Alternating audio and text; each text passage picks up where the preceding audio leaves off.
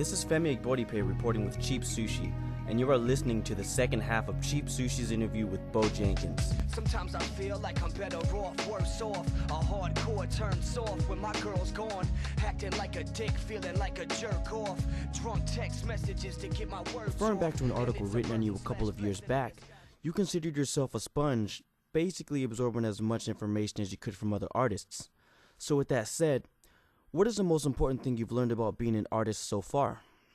The most important thing I've learned about being an artist is that fear can't exist. And it can't be a factor of any kind. You have to just be yourself and do you and be different.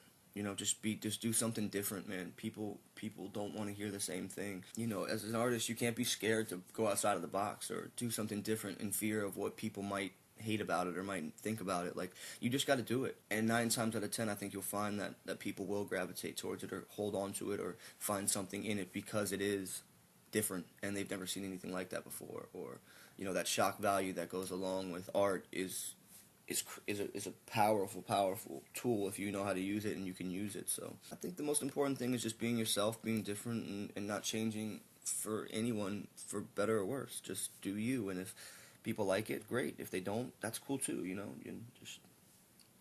That's it. Okay. So how do you see yourself as an artist now compared to when you first started?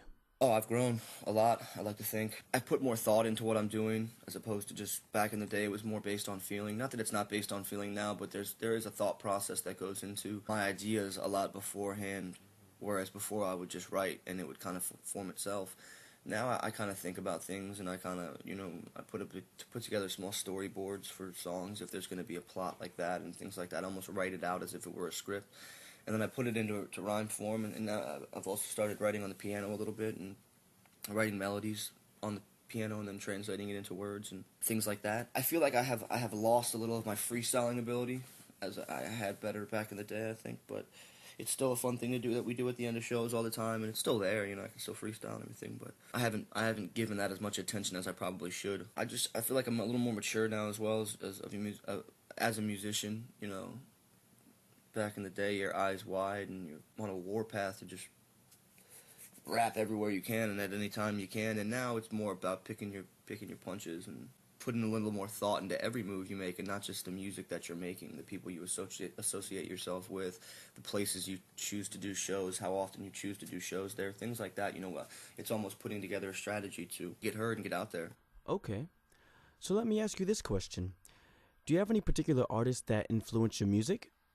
Yeah, of course. A lot of my musical influences aren't rappers, though. There's only a few MCs that I look up to, and I would say Slug from Atmosphere was quite a big influence on me, especially during my younger years when I was 15, 16, 17, 18. I still love and support everything the guy does, and I always will.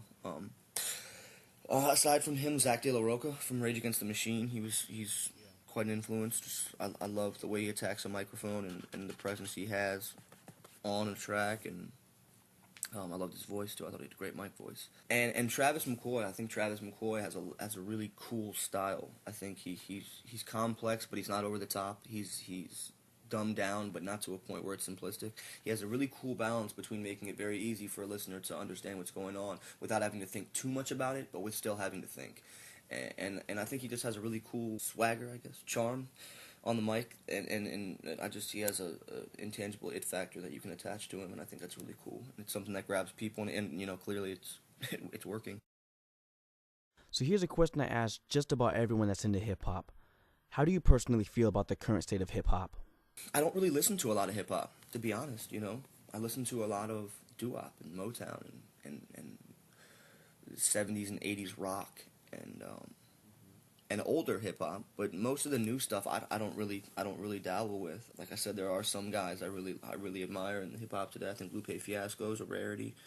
I didn't really like his new record very much, but I think his hands were kind of behind his back in regards to that. But you know, I think Tyler the Creator and Odd Future are doing some really cool things, and it's no surprise that there's a lot of noise around them. And I don't know, man. I think the current state of hip hop is better than it's been in a long time.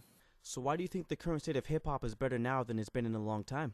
I think because for a while it was kind of stagnant, and it was just kind of pigeonholed into into being this one lane, one element, one hat-wearing being, and it was all about flash and screwing girls and getting money and blah blah blah. And I feel like now it's way more out there. It's way more abstract and ambiguous, and I think that's going to be that's starting to be the new trend and turn in hip hop. And I think that's really cool, because I think it's cool to get far out with it, and it's cool to get spacey with it and stuff. All right. So another thing I found out about you was that you've opened up for Freeway, Cassidy, and the Gym Class Heroes. Is there a particular act that you were really excited to open for? Yeah, there was. Louis Logic. I opened up for Louis Logic, and then we did some songs on this last record. I did a song with him, and we kind of built a friendship over the past few years. We built a friendship over the past few years, and he was a great guy to open up for a few reasons. And one, I have been following his music for quite some time. He was relevant when I was mad younger, and he was another influence on me as well, from that previous question that you asked. But the other reason was because a lot of times when I open up for Freeway and Cassidy and these other people, they're the fans they draw. They're not as interested in seeing an independent underground hip hop artist such as myself, whereas they want to see some mainstream stuff that the girls can shake their butts to and the guys can bob their head and drink their drinks and whatever. But with Louis, those fans are geared. They're there to hear lyrical independent hip hop. They're there to hear the kind of music that we aim to give them, and so it's easier for me to be accepted and not even be accepted, but it's easier for us to be on the same page, because they're there to see what we're doing, whereas the other people are there to see Freeway and that kind of rap, where these kids are there to see the hip hop. We share a similar base of fans. I guess the type of fan is very similar, I guess is what I'm saying. And like I said, I really looked up to him, as a younger artist, and yeah, he was awesome. And then we did a tour stop in Chapel Hill, North Carolina, a few weeks ago, and I didn't know he was going to be there, but Ninth Wonder ended up being there, and we ended up rocking a show with him, and got a chance to talk to him for a little bit after the show, and he was just a really great dude, and it was he's a producer, again, another one I followed for years, so it was an honor and privilege to be a part of a night that they were involved with, and to know that the feelings were mutual. He had some kind words to say about my set as well, and that was really cool.